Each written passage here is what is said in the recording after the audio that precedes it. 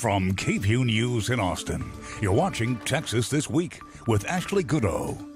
Good Sunday morning. This week, Governor Greg Abbott weighed in on raising the age to buy assault-style weapons, and some parents whose children were killed in the Robb Elementary School shooting don't like what he had to say. Let's get to the three things you need to know in Texas politics. While talking with reporters at a campaign event Wednesday, Governor Abbott said it would be unconstitutional to raise the age to buy an assault rifle from 18 to 21, pointing to three court rulings, including one issued last month, striking down the Texas law that prohibits adults under the age of 21 from carrying handguns. Brett Cross, whose son was one of the 19 children killed in the Uvalde school shooting, responded with this video on Twitter, saying Uvalde parents don't matter to the governor. Meanwhile, the spokesperson for Abbott's Democratic challenger, Beto O'Rourke, released a statement saying O'Rourke will work to raise the age if elected governor. Uvalde County's Juvenile Probation Department is getting a nearly $300,000 grant from the state to provide services for at-risk youth. The funding will help children who show emotional or behavioral problems at school that need help beyond school-based interventions. According to the governor's office, this will help fill service gaps in mental health care in Uvalde County. Operation Lone Star, Governor Greg Abbott's border initiative, is adding Chicago as a destination for migrants. In April, the state started voluntarily busing migrants who unlawfully crossed the Texas-Mexico border to Washington, D.C. after they were processed by ICE. Then added New York City and now Chicago as destinations. According to Governor Abbott, more than 7,600 people have been bused to D.C., more than 1,900 to NYC, and about 100 to Chicago. Campaign season typically kicks off on Labor Day, but this election cycle, things are already in full swing. TV ads are airing, people are knocking on doors, and candidates are going on tour. Scott Braddock, editor of Harvey Kronberg's Quorum report, weighs in on what we can expect as we race to November 8th. You know, traditionally, Labor Day is the kickoff for political campaigns, but with such a contentious election, we're seeing campaigns already seemingly in full gear right now. But I want you to tell us what we can expect in terms of campaigning as we inch closer to November. You know, I think things are going to get a lot hotter politically as we go toward November, as the weather hopefully starts to cool off. You already have attacks that are being slung, in different campaigns, especially between Beto O'Rourke, the Democrat running for governor, and the incumbent Greg Abbott. But I think that that's going to continue to get more intense, if you will. You already see television ads running for both of them before Labor Day, which is highly unusual. I'm trying to think of any time that that's happened before in Texas, that in major markets, people were already seeing television advertising for the folks who are running for governor. It has not happened, in recent memory. And so you have well-funded campaigns, energetic campaigns. The big question, of course, is going to be whether it's truly competitive, whether this is a year where Republicans dominate as they usually do in Texas, or whether the Democrats are going to come on pretty strong. Yeah, will be interesting to see. One politician who we don't typically see, though, on the campaign trail is Lieutenant Governor Dan Patrick. But right now, he is on a bus tour. His campaign says he will be making 131 stops.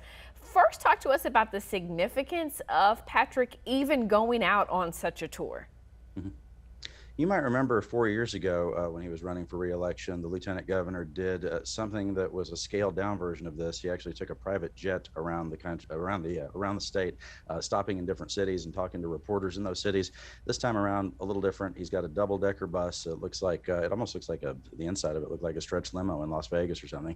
He's living in there. I guess for the next month or so, 131 cities is going to take a while to get to those places. I think a couple things about it. Number one, when you have a bus tour in a smaller state, like say New Hampshire or Iowa, where folks run for president, of course, in those primaries, a bus tour there is more of an actual attempt at campaigning. A bus tour in Texas is an attempt to look like you are campaigning, because if you think about how long the person's actually on the bus versus how long they're actually out at campaign events, most of the time they're actually inside the bus. George P. Bush, when he was running for re-election as land commissioner years ago, did the same thing.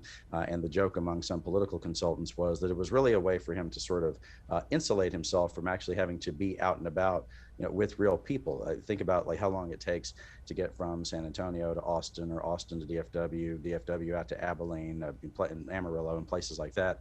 Some of those trips are 2 hours, 3 hours, 6 hours. So in some cases, the lieutenant governor is going to spend the entire day on the bus, only to then, get to an event and talk to, several people in whatever city he arrives at. The other thing about it is that it does at least seem to be an attempt to show folks in rural Texas that he's not taking them for granted.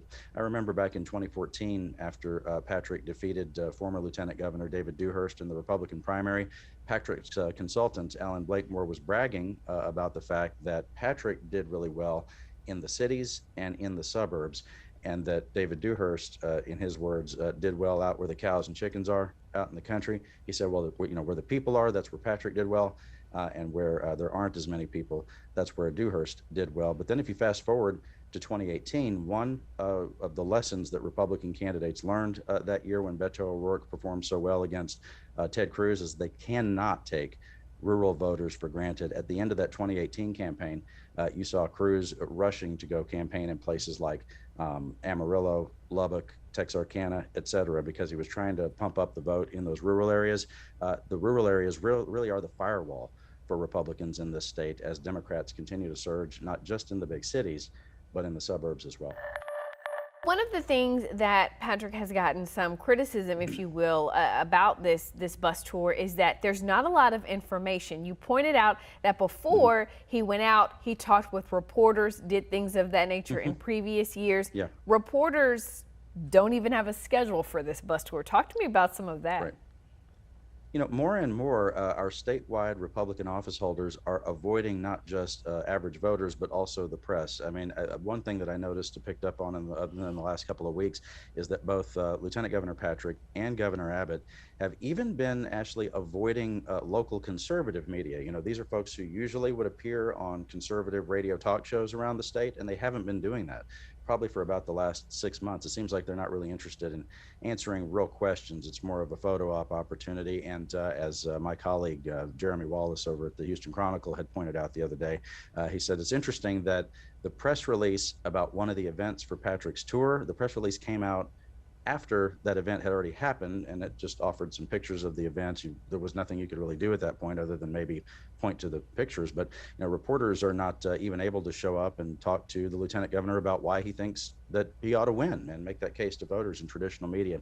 He's trying to sidestep that and just do all of this through a PR campaign. Now, you did make a comment about going on a bus tour and how that is sort of laughable, if you will, for folks in a state as big as Texas. So then I have to ask you, what do you make of Beto O'Rourke's driving across Texas?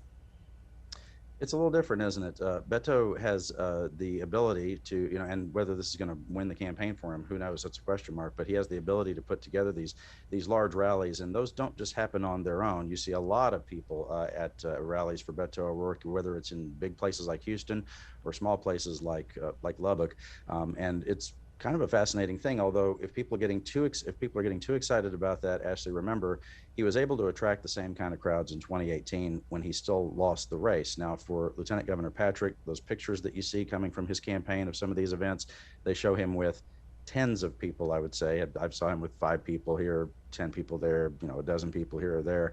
And look, those rallies, they don't necessarily win you the campaign, but it's Dan Patrick and other Republicans who pointed to the successful rallies, giant crowds that were attracted by former President Trump. Trump, of course, has endorsed Governor Abbott and Lieutenant Governor Patrick as well. So on the one hand, it's hard for them to praise Trump for getting these large crowds, big rallies. But then on the other hand, it's hard for them to dismiss the same kind of crowds that are being attracted by Beto O'Rourke, at least as far as the size of those crowds is concerned. Yeah.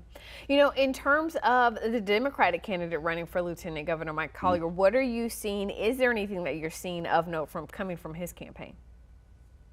He's been pretty aggressive, probably the most aggressive of any lieutenant governor campaign for a Democrat in Texas in many years. You've seen the television ads where he is saying that Patrick needs to, quote, fix the damn grid. That's all over his campaign materials, his bumper stickers and T-shirts and things like that. He's also, unlike Patrick, appearing in local conservative media. I saw just the other day a radio appearance by Mike Collier in Lubbock on a very conservative radio station. He's willing to go talk to voters who might not necessarily agree with him about everything, and I don't see Dan Patrick doing that. Fascinating to see that, how different they're running those campaigns. But at the end of the day, the poll numbers still showing favorable numbers towards Lieutenant Governor Patrick. Absolutely. If this was a baseball game, I would say that we're probably in the top of the fourth. Republicans are up by about 3 runs. There's a lot of baseball left to play. Election day is November 8th. That's Texas This Week.